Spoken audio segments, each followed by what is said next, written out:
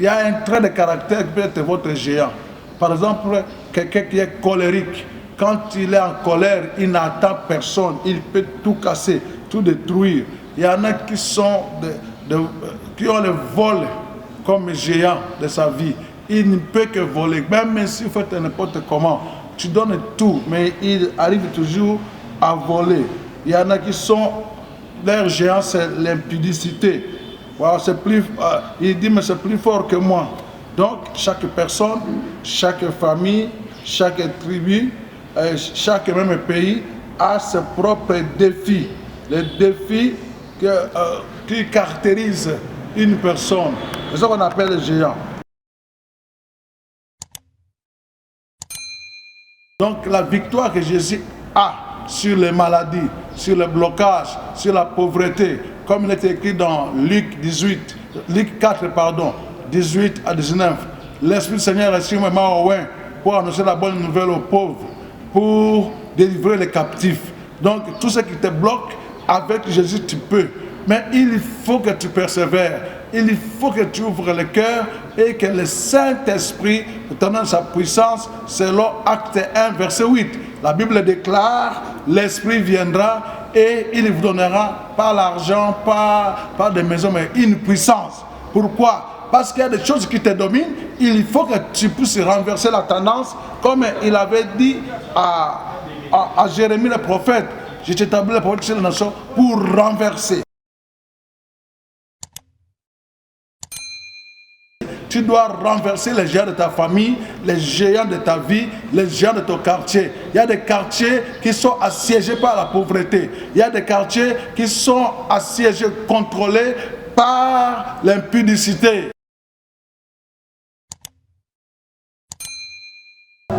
Merci beaucoup. Je suis très heureux de vous savoir nombreux en train de suivre cet extrait de 15 minutes.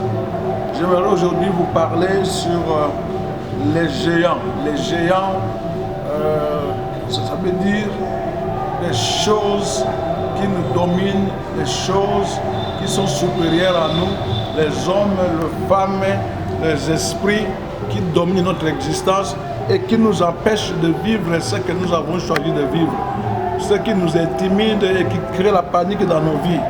Nous allons les appeler les géants, nous allons lire ça dans Nombre 13, versets 31 à 38. Mais les hommes qui étaient allés avec lui dirent, nous ne pouvons pas monter contre ce peuple car il est plus fort que nous.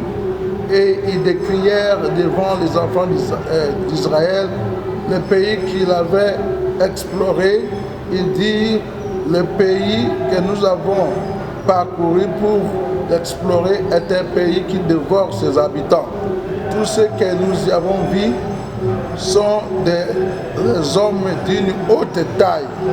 Et nous avons vu les géants, enfants d'Anak, de la race des géants. Nous étions à nos yeux et aux leurs comme des sauterelles. Voilà le phénomène des géants. Ça veut dire, dans la vie de chacun d'entre nous, les hommes, nous avons des choses qui nous dépassent, nous avons des situations au-dessus de nous, et ce que nous avons intitulé ici les géants. Nous voulons voir que les géants bloquent, tracassent, condamnent, les géants donc, font peur, anéantissent les efforts, les géants créent la limitation, les géants terrifient. Les géants amènent à la démission. Les gens tremblent quand les géants s'élèvent. Quand les géants est au devant de toi, il t'affaiblit, il étouffe, il crée la résignation, l'autodisqualification. Quand tu regardes la situation, tu dis non, je ne suis pas capable, je ne saurais pas faire face. Oh, ça amène à la démission, ça amène au forfait, et donc comme j'ai dit, ça nous terrifie. Les géants, une fois qu'on est devant les géants, on déclare son incapacité, on déclare son aveu d'échec. Donc les géants nous dominent, les géants nous mettent mal à l'aise, les géants nous anéantissent et nous diminuent. Ainsi donc, les géants, c'est cette puissance, cette force, cet homme, ce phénomène qui, une fois au devant de toi, une fois dans ta vie, tu te sens anéanti, tu es incapable de pouvoir faire face. Voilà pourquoi nous allons voir cela aujourd'hui. Donc les géants, ce sont les hommes forts, les femmes fortes, les enfants forts, qui font face avec nous. Quand ils parlent, tout le monde tremble. Quand ils décident, tout le monde s'incline. Ils maudissent, ils donnent la joie, ils épanouissent. Donc ils sont revêtus de puissances extraordinaires, de puissances au-delà. C'est ça pourquoi on l'appelle des hommes forts. Dans Matthieu 12, verset 29, il parle de cet homme fort-là. Quand l'homme fort est en train de te contrôler, tu ne peux pas bouger, tu ne peux pas aller plus loin. C'est là qui parient, qui disent qu'il faut des gages. Si tu te maries, on va voir. Si tu peux avoir le diplôme, on verra. Tu m'ajouteras un autre droit. Sinon, à ma parole, les décideurs, ceux qui ne veulent, devant qui tout le monde se soumet à leur volonté. On les appelle des hommes forts, on les appelle des géants. Les géants concernent aussi, maintenant, il faut le savoir, chaque individu, chaque personne sur la terre a ses faiblesses. Là où tu es faible, il y a un géant qui domine sur toi. C'est comme ça qu'il y a des géants, des personnes individuelles. Dans ta vie, quels sont tes géants? Qui sont les géants de ta vie? Il y a des gens qui sont dominés par la pauvreté. Il y a des gens qui sont dominés par l'échec. Il y a des gens qui sont dominés par la malédiction. Il y a des gens qui sont dominés par des maladies. Donc, quand toi, tu ne peux pas vivre sans médicaments, chaque mois que tu tombes malade, alors la maladie devient ton géant. Quand toi, tu as atteint 18 ans, 20 ans, 30 ans, 40 ans, tu ne te maries pas, ton géant qui te domine, parce que tu as le désir de te marier, tu n'arrives pas, alors le géant pour toi, c'est le célibat. Le géant pour toi, c'est l'échec. Tu échoues toujours. Toi, mais tu sais que tu ne peux pas réussir quand on veut te proposer des choses. Il y en a qui sont, leurs géants, c'est la limitation, c'est le blocage. Donc ce sont des esprits dominants, ce sont des personnes. Il y a dans des familles maintenant, il y a des gens de famille. Une telle famille, personne n'est devenu riche. Une telle famille, personne ne peut avancer dans la vie. Une telle famille, personne ne peut avoir un bon diplôme, de bonnes études. Alors chaque famille a ses géants aussi. Tout dépend de quelle famille tu es né. Les tribus aussi. Par exemple, chez nous, les Baluba, les Bakongo, chaque tribu a des géants propres auxquels les tribus-là ne sont pas capables de vaincre par eux-mêmes. Voilà pourquoi ces défis majeurs sont en train, comme j'ai dit, de frustrer, de bloquer. Il y a un trait de caractère qui peut être votre géant. Par exemple, quelqu'un qui est colérique. Quand il est en colère, il n'attend personne. Il peut tout casser, tout détruire. Il y en a qui qui ont le vol comme géant de sa vie. Il ne peut que voler. Même s'il fait n'importe comment, tu donnes tout, mais il arrive toujours à voler. Il y en a qui sont, leur géant, c'est l'impudicité. Voilà, il dit, mais c'est plus fort que moi. Donc, chaque personne, chaque famille, chaque tribu, chaque même pays a ses propres défis. Les défis qui caractérisent une personne. C'est ça qu'on appelle les géants. Maintenant, contre les géants, nous devons combattre. Nous devons combattre. C'est ça le combat de Ephésiens 6, à partir des versets 10 jusqu'au verset 18. Dieu va nous revêtir de sa puissance et nous devons combattre contre les géants. Il est écrit, donc nous pouvons vaincre les géants par les géants des géants qui s'appellent Jésus de Nazareth. C'est là qu'il est écrit dans Apocalypse 17, verset 14. La Bible dit, combattront contre l'agneau, mais l'agneau le vaincra, car il est le roi des rois, il est le seigneur des seigneurs. Donc, chaque chose qui te domine, toi tu n'es pas né pour être dominé. La Bible dit dans Genèse 1, verset 26, créons l'homme à notre image, sur notre ressemblance, pour qu'il domine. Donc 26, 27, 28. Donc la domination, c'est pour l'homme. L'homme n'est pas créé pour être dominé, mais pour dominer. L'homme ne peut pas dominer l'autre homme. Ainsi donc, lorsqu'il y a des événements, les circonstances te dominent, ils te réduisent en esclavage. Donc il faut maintenant faire recours à Jésus, qu'on appelle le roi des rois, le Seigneur des seigneurs. Il dit ceux qui sont avec lui les vaincront aussi. Donc la victoire que Jésus a sur les maladies, sur le blocage, sur la pauvreté, comme il est écrit dans Luc 4, 18 à 19. L'Esprit du Seigneur est sur moi pour annoncer la bonne nouvelle aux pauvres, pour délivrer les captifs. Donc tout ce qui te bloque, avec Jésus tu peux.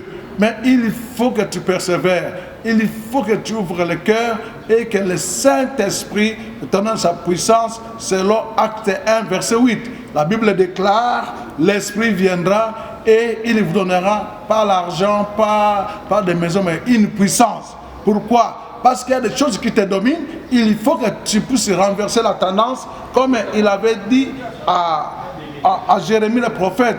Je t'établis la politique de la nation pour renverser. Tu dois renverser les géants de ta famille, les géants de ta vie, les géants de ton quartier. Il y a des quartiers qui sont assiégés par la pauvreté. Il y a des quartiers qui sont assiégés, contrôlés par l'impudicité. Quand tu arrives à Matongé, quand tu arrives, il y a des endroits où tu sens l'odeur de l'impudicité. Quand tu arrives là, même si tu es comment, tu finis par tomber parce qu'il y a un géant qui fait tomber tout le monde. Mais sur toi, je déclare, selon le Seigneur Jésus, que toi tu es vainqueur, tu es plus que vainqueur. Selon qu'il est écrit dans Deutéronome 9, verset 1 à 3, il dit, je te rends maître d'une nation plus forte que toi, de personnes plus géantes que toi. Donc, toi, par la présence de Dieu qui est en toi, 1 Jean 4, 4, celui qui est en toi est plus fort que celui qui est dans le monde. Peut-être que tu me diras, mais oui, c'est vrai, pasteur, mais moi j'ai beaucoup combattu, j'ai beaucoup... Non, le géant d'Abraham, c'est quoi? Abraham avait un géant qui ressortissait, c'était la stérilité. Abraham n'arrivait pas à mettre au monde avec sa femme Sarah, n'est-ce pas? Alors, Abraham a attendu combien d'années?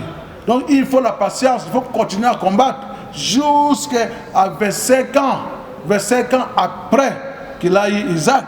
Donc les géants, ce sont des esprits forts que nous devons vaincre par le jeûne et la prière, par la foi triomphante. La Bible déclare dans 1 Jean 5, verset 4 à 5. Il dit, tous ceux qui sont nés de Dieu triomphent du monde. Et ceux qui triomphent du monde, c'est notre foi. Celui qui croit au Seigneur Jésus-Christ va triompher. Et n'importe quel géant qu'on t'a collé pour te condamner. Donc, voyez-vous, la foi. Il faut avoir une grande foi pour déplacer les montagnes. Avoir une grande foi dans votre déclaration. Ne crois pas à l'échec. David n'a pas vu la grandeur de Goliath. Il a vu la grandeur de celui qui est en lui. 1 Jean 4, 4. La Bible déclare, celui qui est en vous est plus fort que celui qui est dans le monde. Il est écrit encore dans Jean 16, verset 33. Petits enfants, ne les craignez pas, j'ai vaincu le monde. Donc toi tu es vainqueur, mais dans ta tête seulement l'esprit de vainqueur. Donc nous sommes plus que vainqueurs. Pas celui qui nous a aimés, qui s'appelle Jésus-Christ de Nazareth. Ce n'est ni par notre force, ni par notre puissance, Zacharie 4, verset 6, mais par l'Esprit de Dieu. Tu as besoin de la foi, tu as besoin de la puissance du Saint-Esprit, tu as besoin de la communion avec le Saint-Esprit, et tu dois avoir la foi triomphante en Jésus-Christ de Nazareth. Déclarer toujours la victoire par celui qui te fortifie, selon Philippiens 4, verset 13. La Bible déclare, je peux tout par celui qui me fortifie. Ne crois pas à l'échec, ne crois pas que tu es limité. Ne crois pas que c'est lui qui a vaincu ton père, ta mère, cet état de vie, cette pauvreté, cette colère, cette manière de faire, là, va te vaincre. Non, toi, nous vivons par la foi. On dit les justes vivent par la foi. Vous voyez ça? On ne dit pas les justes vivent par la justice. Tu peux être juste, mais si tu n'as pas la foi, tu ne vas pas triompher. Non, nous triomphons. nous vivons la vie que tu vas vivre, tu vis par la foi. Donc, il faut savoir que dans Luc 18, verset 8, la Bible déclare, quand le Fils de l'homme viendra, trouvera-t-il la foi? C'est la foi qui déclenche les miracles sur les géants.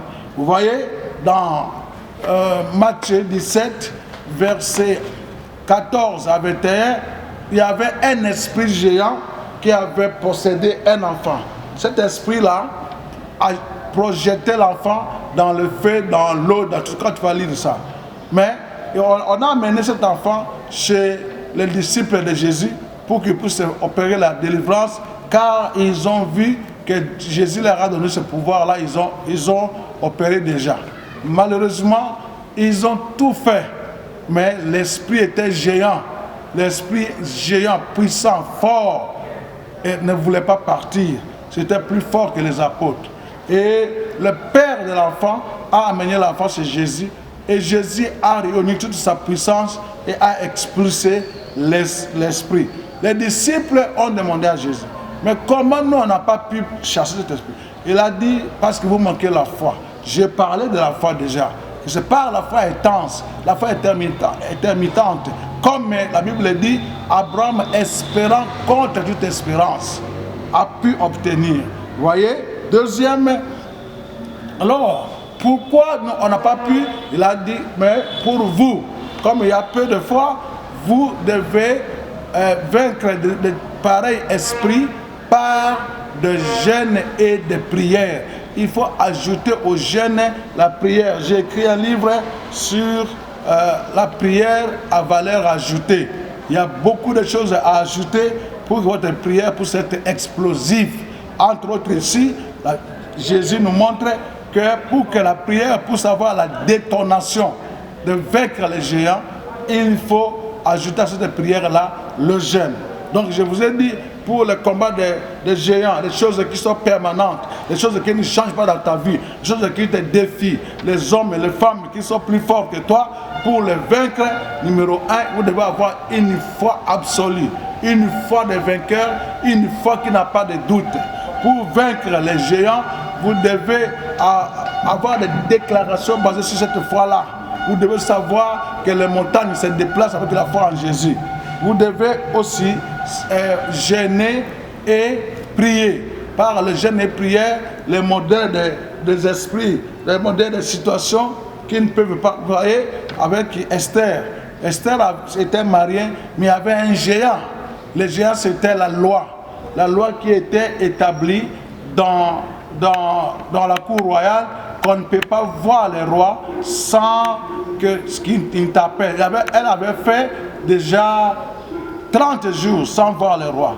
Mais lorsqu'elle a gêné, elle a prié, elle a eu la détermination et le courage, elle a eu la foi d'affronter les géants. La loi, là c'était un géant, la loi établie dans la cour royale. Et Esther s'est levée après le jeûne. Et maintenant, pour le combat des géants, nous sommes dans des prières et des jeûnes multipliés. Venez derrière cet art Raphaël, église, la maison de Dieu pour toutes les nations. Nous allons vous apprendre comment vaincre les géants. Tu es dans la masturbation, tu es dans le vol, tu es dans la pauvreté, dans les échecs répétés. Venez, on va vous apprendre. Prenez mon numéro.